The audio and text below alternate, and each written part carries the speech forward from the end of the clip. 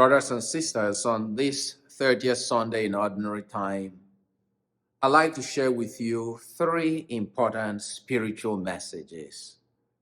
The first is taken from the first reading from the book of Sirach.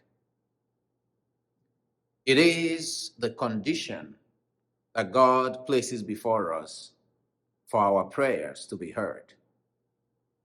And that condition is that the Lord hears the prayers of the poor. That's the responsorial psalm. But in the first reading, we are told that God will hear the prayers of those who serve God. That God will come to our help in those moments when we go through tough times, especially when we are oppressed. This is indeed a great promise, brothers and sisters.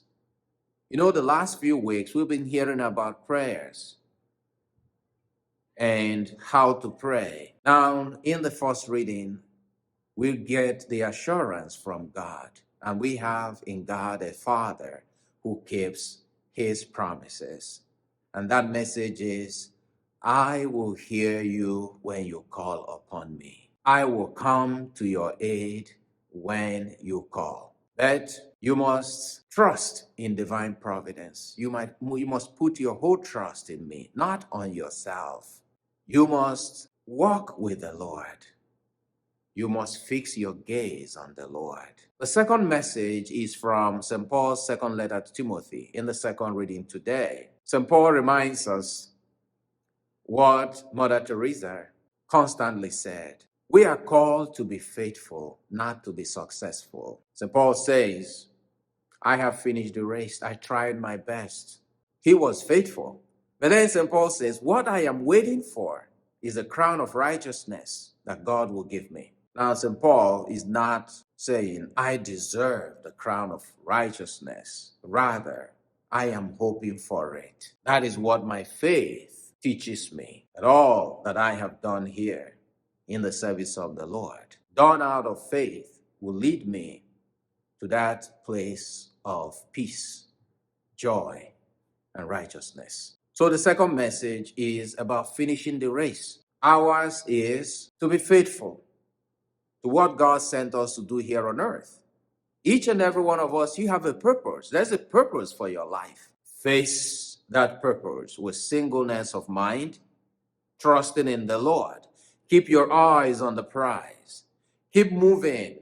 Keep going. For you are here not by accident, but as a result of God's divine purposes. And so St. Paul is encouraging us. We are on a race. We are on a heavenly race. We are striving every day, but not striving because of our own strength, on account of our own strength, but trusting the Lord who fills us every day. Trusting in the Lord who gives us the grace.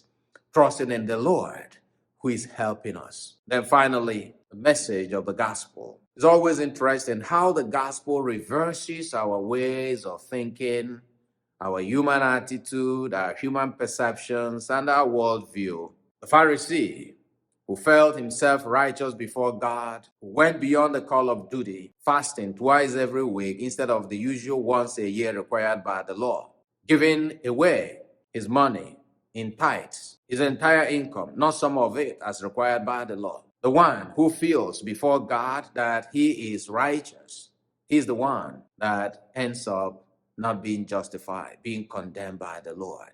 The tax collector, a sinner, whose heart was broken and torn because he felt converted from within, who feels unworthy of God, is the one that is affirmed, the one that is justified and is given to us as a model. So we find that great reversal again reflected here. That great reversal that Mary sang in the Magnificat. The mighty, they are the ones who are brought low. The rich, they are the ones who are brought low, and the poor, they are the ones who are now made rich. God always invites us to enter into the way God sees, into the way God thinks. And the way God thinks is what helps us to become united with God. When we become united with God, we now place ourselves side by side with God. Our spiritual journey is not about comparing ourselves with other people.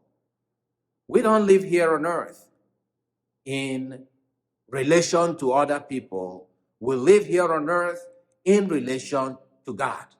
If you want to compare yourself, your holiness, compare your holiness with God, and you will see what a terrible sinner you are. If you want to compare your generosity and kindness with other people who are not as generous in your own mind, in your own thinking, compare yourself with the generosity of God, of Jesus, who gave his life and everything away to us. So the spiritual attitude required of each and every one of us is not that of comparing ourselves with other people. It's not that of judging other people as worse, as sinners, as terrible. It is not self-righteousness. No, it is humility before God. It is generosity toward other people.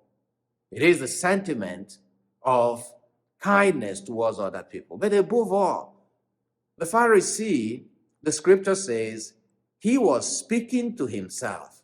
He was praying unto himself. He turned toward himself. The tax collector, he spoke to God. He turned toward God. And when he looked upon God, he saw mercy. He touched mercy. He received mercy. He received righteousness. That's our calling. That's our invitation this week. To think not of yourself, but think of God. What God does for you and can do for you, and how we are nothing before God. When you realize this wonderful gift that God has given you of faith, of life, of opportunities, then your life will be a life of gratitude to God, not a life of condemnation of other people. For we live at a time in our world when so many people are moving away from this happiness and peace that God grants because they spend a lot of their energy thinking